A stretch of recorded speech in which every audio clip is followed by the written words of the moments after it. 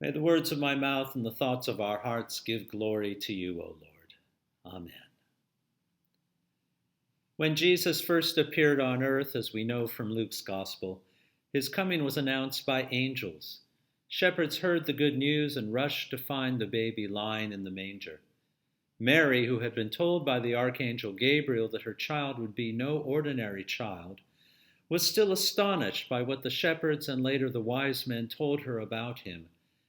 You may recall that she pondered these things in her heart. And we have a few other stories about Jesus during his childhood.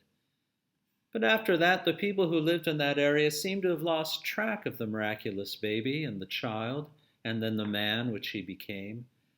When Jesus begins his ministry, around age 30, we believe, he was not known to be anything other than the carpenter's son. And so he began to proclaim the good news of salvation and to talk about his relationship to his Father. Most people seem to doubt his word. So this question became important. Who is this man, this Jesus? What is he? And why does he say these things about God as his Father? His disciples doubted as much as anyone. Although they willingly followed him, recognizing in him a great teacher or a rabbi, it took a long time for them to understand just who he really was. This was important to Jesus. In the Lucan passage shortly before our reading today, Jesus asks the disciples, "Who do the crowds say that I am?" They answered, "John the Baptist, but others Elijah, and still others that one of the ancient prophets had arisen." He said to them, "But who do you say that I am?" Peter answered, "The Messiah of God." Jesus wants to know how his people are receiving his teaching, and Peter has the right idea.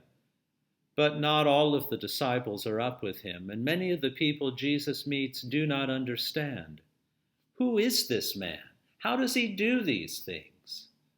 And today, people still ask, who is this Jesus Christ? This is what the event we call the Transfiguration is about. Jesus is transfigured. The appearance of his face is changed, and his clothes become dazzling white. For a few moments he shows the glory of God, or at least a little taste of it, for the full glory of God may not be seen by human eyes. A little bit of God's power shows through the human body of Jesus. He wants to show the three disciples, Peter, John, and James, who he really is. And it is a wonderful scene. Jesus shining with the light of heaven, talking to two of the most important figures in all of our history, Moses and Elijah. It seems that Jesus is consulting with them. Perhaps they are helping him to plan his great mission of salvation. Significantly, both Moses and Elijah are also in glorious splendor, dazzling the eye, just as Jesus is. So what do we make of this astonishing occurrence? First, as I said, it shows the disciples and us who Jesus really is. He is not just a man, not just a rabbi. The disciples have been realizing this, and if we could again read the Bible for the first time with fresh eyes and minds, the story of the Transfiguration would strike us as the first major demonstration of Jesus' power and of his identity.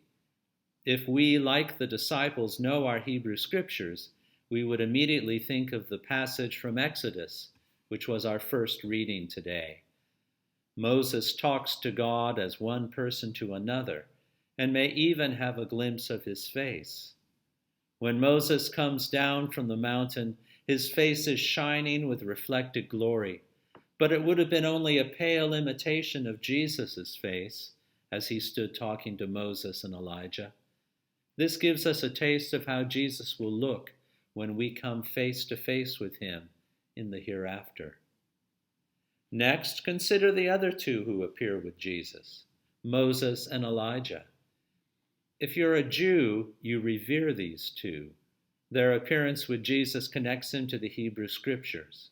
It gives Jesus a legitimacy, and places him firmly in the line of the great prophets.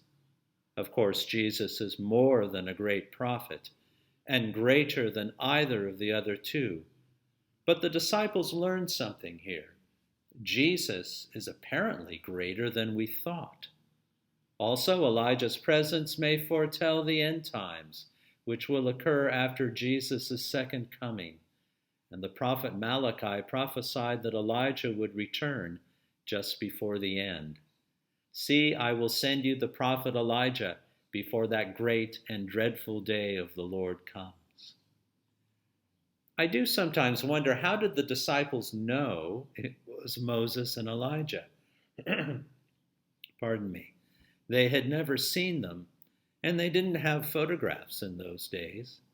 It can only have been by direct revelation, unless Jesus told them and Luke just didn't report it. Finally, Luke tells us that the three talked about Jesus' departure. He was on his way to Jerusalem to complete his mission. Wouldn't it be interesting to know exactly what they said to each other? One likes to think that Moses and Elijah were giving Jesus words of encouragement for the difficult task that he had to do. Surely God was speaking through them to his Son, the Son he is so proud of. And God himself speaks in a voice the disciples can hear. This is my Son, my chosen. Listen to him. There can be no doubt with the three disciples or with us about who Jesus is. Later, the disciples keep quiet about what they have seen. In Matthew and Mark's telling of the story, Jesus gave them orders not to tell anyone what they had seen until the Son of Man had risen from the dead. They kept the matter to themselves. This follows a pattern where Jesus often told those who saw his miracles not to tell other people about them, most likely because he wanted people to focus on God and not on himself. Jesus is always pointing to God. And in this instance, when he is transfigured, the focus is still on God, emphasized by God's voice out of the cloud. We should view the transfiguration as a decisive act of God to identify Jesus as his Son and to establish him as the Messiah beyond any doubt. As the Messiah, Jesus is grounded in the history of God's actions for the world, from creation through to the end times to come. May God bless us and help us to follow his beloved Son ever more closely.